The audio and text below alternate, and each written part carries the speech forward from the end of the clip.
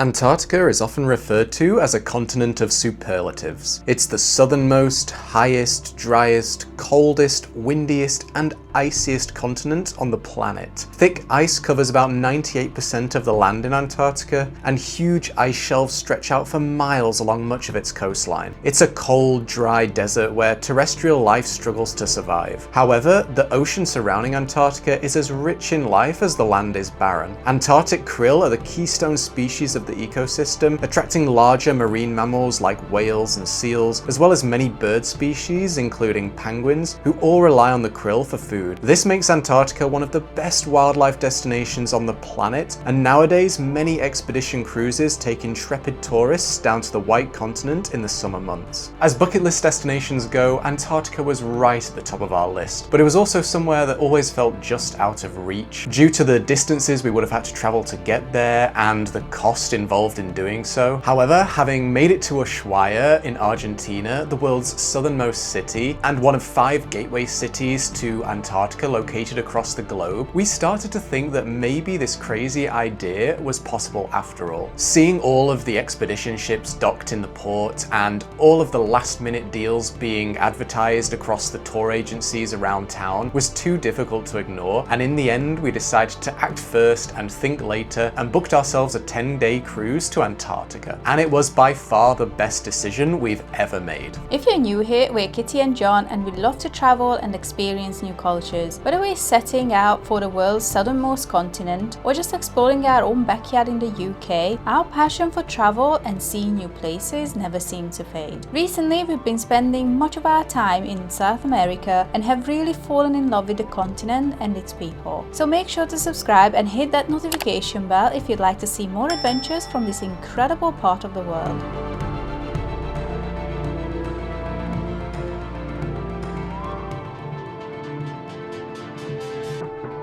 As we mentioned, there are 5 gateway cities across the globe from where it's possible to fly or take a cruise to Antarctica from. Of these, Ushuaia in Argentina is by far the closest to the White Continent, with only 1,100 kilometers separating it from the Antarctic Peninsula. Ushuaia is located on the southern coastline of the island of Tierra del Fuego. It has its own airport and you can fly directly there from Buenos Aires, but if, like us, you're traveling overland, the only way to access the island is via a ferry across the Strait of Magellan. When we eventually arrived in Ushuaia a few hours later, it really did feel like we were arriving into a city at the end of the world. On the shores of the Beagle Channel and framed by jagged, snow-capped mountains in front and behind, the scenery surrounding the city is breathtaking. The city rises upwards from the shores of the channel, so that if you get high enough, you will get amazing views down over the area below. Ushuaia is a light industrial port city, but is a major tourist destination. Part of the draw is that it's the southernmost city in the world and provides access to the nearby Tierra del Fuego National Park, but during the summer month in the southern hemisphere, many tourists flock here to embark on the journey of a lifetime to Antarctica. As tourism to Antarctica becomes increasingly popular, it's less likely that you're going to be able to just turn up in Ushuaia a few days before a cruise departure and be able to book last-minute tickets on that cruise. That's not to say that it's not possible, but it's definitely more of a risk, especially if you have your heart set on going. This was our initial plan, but after emailing back and forth with various cruise companies and third parties, it became obvious that we weren't going to save any more money by waiting to book the cruise in person than we would by booking it online a little bit further in advance. You still will get great deals on last-minute cruises though if you wait. We had done a lot of research in the months leading up to the cruise on the different companies that take tourists down to Antarctica, so we had a pretty good idea when it came to emailing out these companies which ones we would prefer to go with. In the end, we booked a 10-day cruise with a fantastic company called Polar Latitudes through a third-party company called Wayfinders. We booked the cruise about 3 weeks before the departure date and managed to get it at about 50% off the full price. By booking through Wayfinders, we also got a bunch of perks through them, such as the ability to rent clothes and equipment, some other extra goodies, and we also got a free haircut included, which is definitely a bonus when you're traveling long term. The hardest part about booking an Antarctica expedition is that you have no idea how much you're actually going to be able to see and do once you get down there. Due to the extreme weather conditions in that part of the world, even at 50% off, this was still the largest amount of money we'd ever spent on a travel experience, and we had no idea how much we were going to actually be able to do until very close to departure. As you'll see in the coming videos, we got incredibly lucky with the weather on our Antarctica expedition, but it's best to temper your expectations when going in, so you're not going to end up disappointed if you don't get to do everything that is set out in the itinerary. The great thing about booking with a reputable company like Polar Latitudes is that you can guarantee that their crew and staff are going to do their absolute utmost to give you the best experience possible with the given conditions. Their plans and itineraries change daily, and even our expedition with great weather ended up being far different to what was advertised in the brochure when we booked. You just have to trust that they'll do everything they can to give you the best experience possible in Antarctica.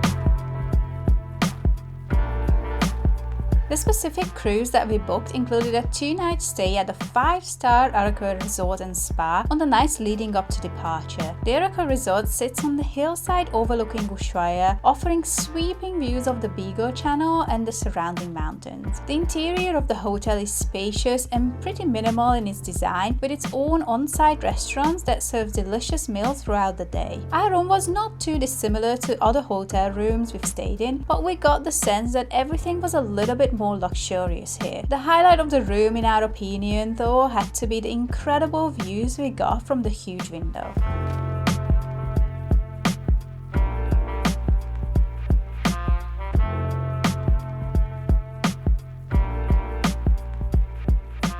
So when we checked in, as well as like our keys and everything and information about the hotel, we also received a leaflet from Polar Latitudes giving us all the information about what's going to go on in the next few days. All that's happening today is there's going to be like a welcome desk downstairs from like 3 to 6, and you can go down and pick up your luggage tags, which you're going to need to put on your luggage for when they take the stuff down to the boat in a few days. And then tomorrow's kind of like a free day. We can just kind of do whatever we want and enjoy the hotel, which we're definitely going to do. In the evening tomorrow, there'll be like a briefing where they'll go into a little bit more detail about the cruise, and hopefully that everything's going to be good and we can sail on time. The last day we actually leave quite late, so we do have again like a full day pretty much here at the hotel to kind of enjoy the facilities. Probably the first 5-star hotel that we've stayed in. Yeah, and probably the last.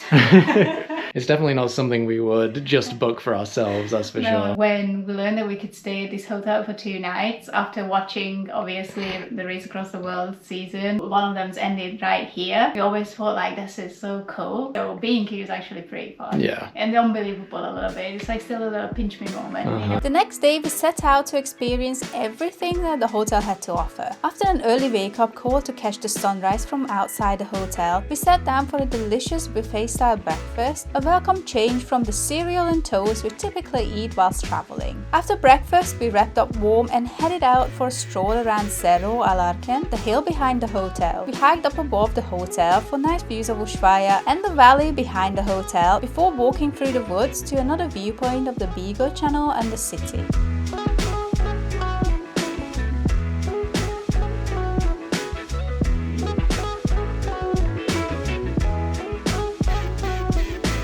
Then in the afternoon, we grabbed our robes and headed to the spa. There are a couple of nicely heated pools and jacuzzis inside, but the highlight for us was the heated exterior infinity pool overlooking Ushuaia, which was well worth braving the freezing outside temperatures for.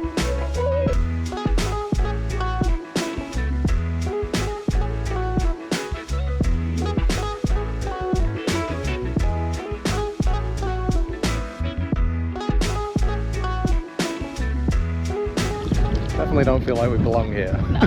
Then in the evening we had our pre-departure briefing and another fantastic meal at the restaurant before settling in to watch an incredible sunset over the city.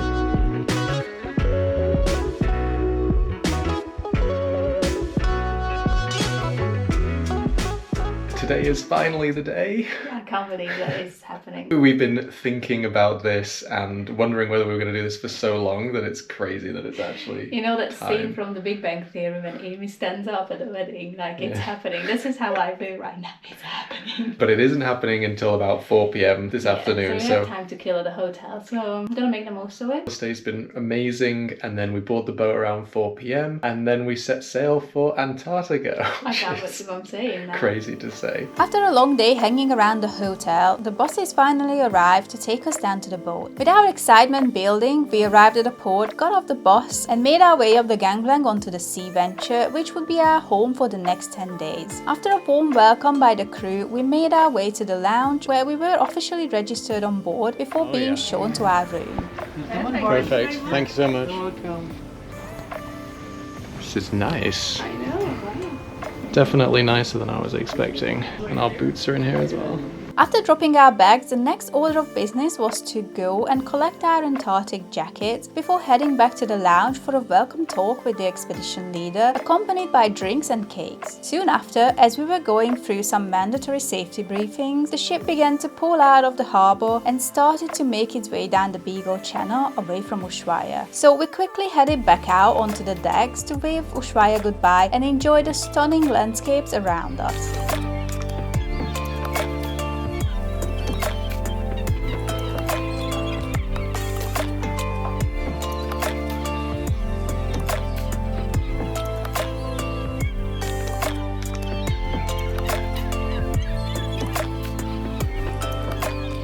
Let's show you where we're actually going to sleep for the next 10 nights. First thing you come to is the bathroom, which is way bigger than I expected it to be. Nice little sink area, some toiletries, soap, some shower caps, and a little shower net. And then actually a really spacious shower. Probably the biggest shower that I've seen on like a cruise ship. And it's complete with like all your shampoo, shower gels, conditioners. Definitely excited to try that out and see if it's nice. We have a little coat hanger, a full-size mirror, which again I really appreciate. This is a very important cupboard. So you will have life jackets, life vests. I assume these will be the ones that we'll be wearing on zodiacs and excursions. An important cupboard. Also a nice little bit of storage. And then this is kind of the main room, which is incredibly spacious. Very nice. So obviously you've got beds. Again, these can be turned into twins. And then to this side, you've got a little bit of side table with lots of storage. You've got cupboards, wardrobes. Oh yeah. That'll be nice. And again, lots of good storage in there. We haven't unpacked yet. I don't know how much we're going to unpack, but we need to keep everything kind of stable so nothing will move around too much, hopefully. This is kind of the living area, which is crazy to say that I have this on a cruise ship. Little chairs, little table. We've also got a television. They have like your safety briefings that play on here, our exact GPS location, so you can kind of track exactly where you are, which is pretty cool. David Attenborough playing on one channel. Here, like, you'll get your schedule for the day, like the next day, so you can read about what's going to be happening. And then you have a bunch of channels that play like different movies every night. They left our boots here, which we're going to use when we're going on like the Zodiacs or landing. They left some merch. Probably my favorite part is that they gave our water bottles to everybody to keep as well as to reduce plastic waste, which is really nice. I appreciate that. I don't know where we're going to fit this, but we will find a spot. Postcards, bird guides, badges. Whenever anything interesting is happening, they say it over the speaker. So we just got an announcement saying that on our left there's going to be some Magellanic penguins pretty soon. So we're going to gear up and get outside and hopefully get some cool shots. Obviously, don't forget we actually have a window. We're not in an interior cabin. I know, but let's go. So we also get these incredible Antarctica jackets to keep, which is amazing. For us as long-term travelers though, it's also a little bit of a curse because I'm not sure how we're going to travel around, especially back in the north of South America with these where it's a lot hotter. We're gonna have to find space for them somewhere, but they're really nice jackets, Helly Hansen jackets, really warm and beautiful to look at. So it's definitely really cool to have that kind of like long-term memory from Antarctica that you can always look at and wear.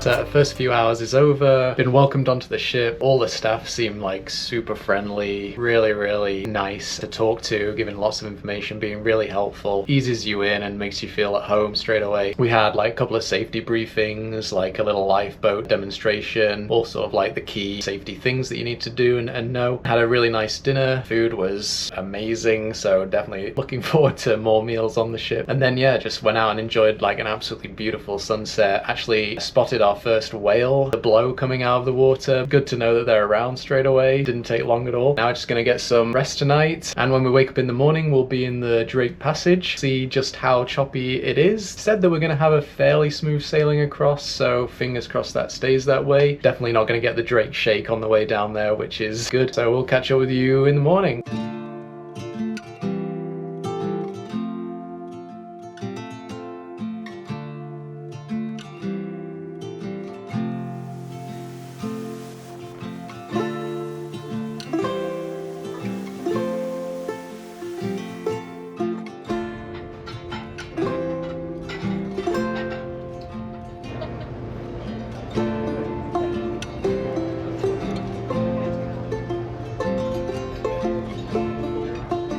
Good morning. Day 2, so this is like First full day. And the whole day is at sea. It was very noticeable when we entered the Drake Passage yesterday night because it just really started to rock a lot more than when we were in the Beagle Channel. Around about midnight, you really started to notice the difference when you were trying to sleep. I don't know about you, but I didn't sleep particularly well. No, I kind of woke up like every time. The first it was like almost like up and down. That was probably worse. And then after that it was like more like a rolling movement. That was a bit better because it almost like rolled to sleep, but it was very hard to fall asleep. We just had like a nice kind of breakfast, but a light breakfast. Didn't want to eat too much. Lots of plain food like yeah, bread. the spread is very, very nice. Excited to actually eat properly in the next few days. The day today they've kind of filled with lots of different like lectures and activities. About 4 or 5 different lectures today about different things about Antarctica, and then a couple of sort of like interactive science activities. There's plenty to keep you busy, and obviously if you are feeling seasick, you just kind of like chill and lie down if you want. They're all optional. And we're gonna head outside, check out the Drake Passage for ourselves. Yeah, definitely worse than I remember it on the Caribbean cruise. And look, if you look down, you can see how much the boat is like going side to side. It really is very calm, considering some of the videos that we've seen and how choppy it can get. We're really expecting the worst, and you know, we are moving quite a lot on the boat. It is rocking a lot, but it's super calm compared to like what we've seen on YouTube and stuff like that. Really crazy thing about the Drake Passage is you feel super isolated. If you were to draw a straight line behind me, you would not hit any land until you hit the front of me and the ship coming back the other way. There's literally no land around the entire world between like behind me and the other side of the ship. So it really is like a super isolated piece of water. It makes you feel very small, that's for sure. Fortunately, neither of us got particularly seasick, so we were able to attend all the lectures and science surveys throughout the day. Each lecture was given by a different crew member on their specialist topic, so we learned a lot about the geography, geology, history, and biology of Antarctica. We also got super lucky in that the weather began to improve over the course of the day, so by the time we did our bird survey in the afternoon, the sun was shining down from a clear blue sky. Look ahead, the sea is calm, and I know we've been through a lot, but just wait. Wait for better days to come and carry us like wind in our sails. The water is so much bluer than it was in the morning when we came out, because the sun is now a bit higher up. It's so beautiful. I just want to see a whale down there. Following the ship. The rest of the day was pretty relaxed, with the only other major event being the captain's meet and greet in the evening.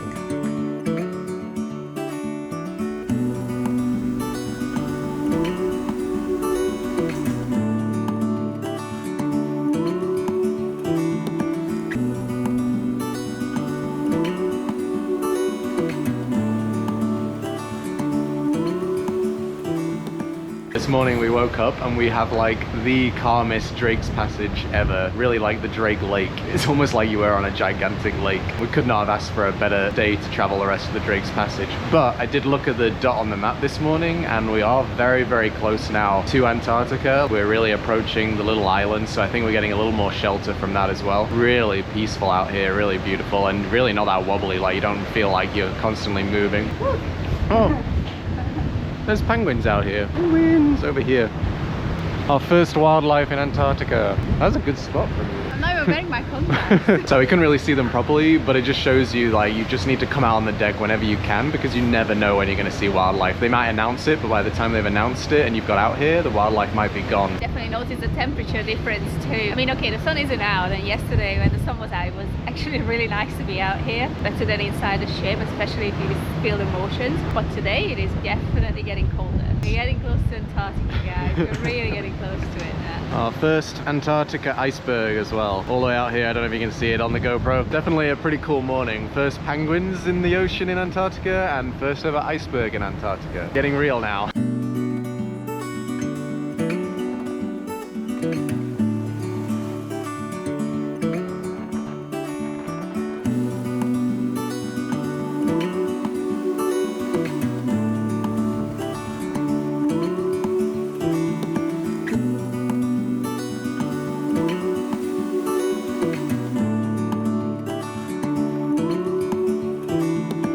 We began the day by taking all the things we were planning on taking with us when we went on excursions, like our backpacks and boots, to be deep cleaned. This is one of many precautionary measures you have to take when visiting Antarctica to help avoid bringing any foreign contaminants into the ecosystem. Shortly after that, we got some very good news over the intercom. Alright guys, so a couple of minutes ago we were outside doing a little bird survey. The expedition leader just made an announcement that because we made such a good time and the weather is glorious, we're going to go on a Zodiac this evening, which is pretty much unheard of. I don't know if many cruises or many expedition ships can do that so quickly after crossing the Drake Passage. So we're super excited. I still can't believe it. We literally just had the briefing today. We weren't like meant to do anything. It should have been just a day at sea, but oh my god, I'm chuffed. I'm so excited. So crazy. We're actually in Antarctica now. Like you can see the coastline from where we are. This is Antarctica! We made it! Not quite. Not quite, but so close. We can see the 7th continent. So cool. I can't wait to go out on that Zodiac tonight. I'm so glad. Definitely like a pinch me kind of moment. Doesn't seem real that is Antarctica out there that we're looking at. Absolutely insane.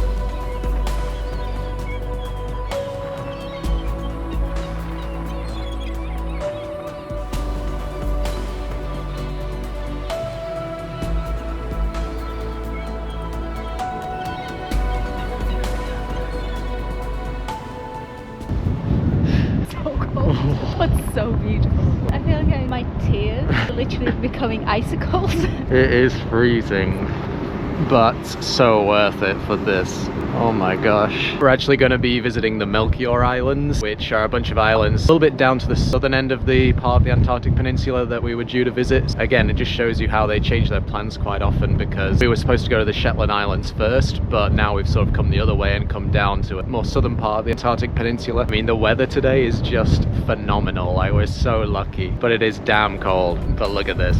As we got closer to the continent, the detail in the landscape began to come into focus, and the grandeur of everything we were seeing took our breath away. We slowly cruised up a small channel past icebergs the size of buildings, with glaciers larger than any we've ever seen before, stretching down from snow-covered mountains to the deep blue water of the Southern Ocean. With the sun glinting off the ice, we couldn't have asked for a more epic introduction to our Antarctica journey.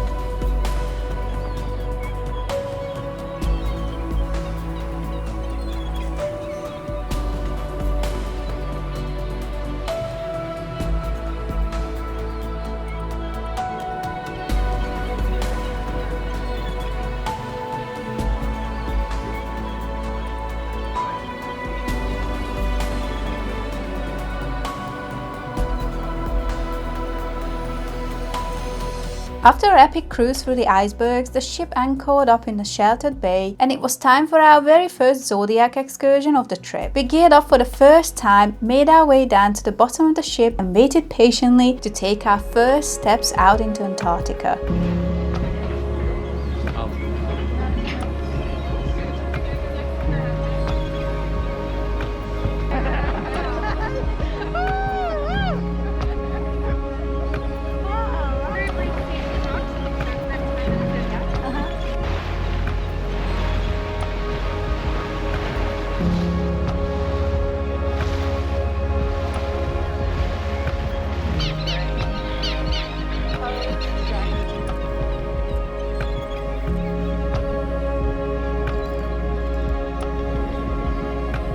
Being out in the zodiacs, so close to the water, really gave us a whole different perspective compared to seeing the landscape from the ship. Whereas on the ship, we felt like we were passing through the landscape, on the zodiacs we really felt like a part of it. We saw seals lounging on the rocks in the sun and playing in the water right in front of us, and the icebergs and mountains seemed to tower above us, really giving us a true sense of their scale. It was only a short little cruise around some small rock outcroppings, but it was already one of the coolest things we'd ever done on our travels.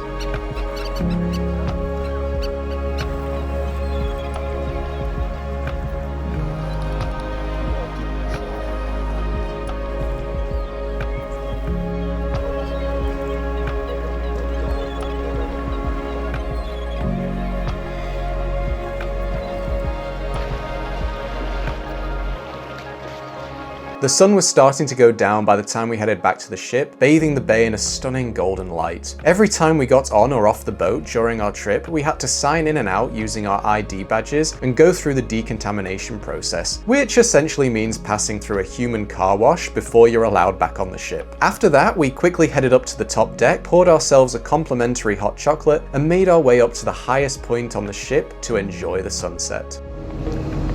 Wow. This is the best spot on the ship, hands down. Look at this.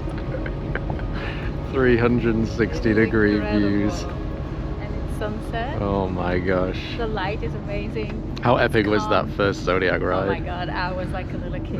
The wildlife and all the angles and the light was beautiful too. I can't wait to look through those photos. This is a pretty epic place to enjoy. It's amazing hot chocolate. It's crazy that all we did on that first Zodiac ride was literally just go around this tiny little island over here, and we saw so much wildlife. And then the absolute scope of this place when you compare it to those islands is insane. It's just crazy how different this place is to anywhere else we've ever traveled in our life. And this is only the first day, and we've been so lucky with the weather. They said tomorrow's going to be probably even better, even less windy, and the same level of clear blue skies. We are just incredibly blessed to be here.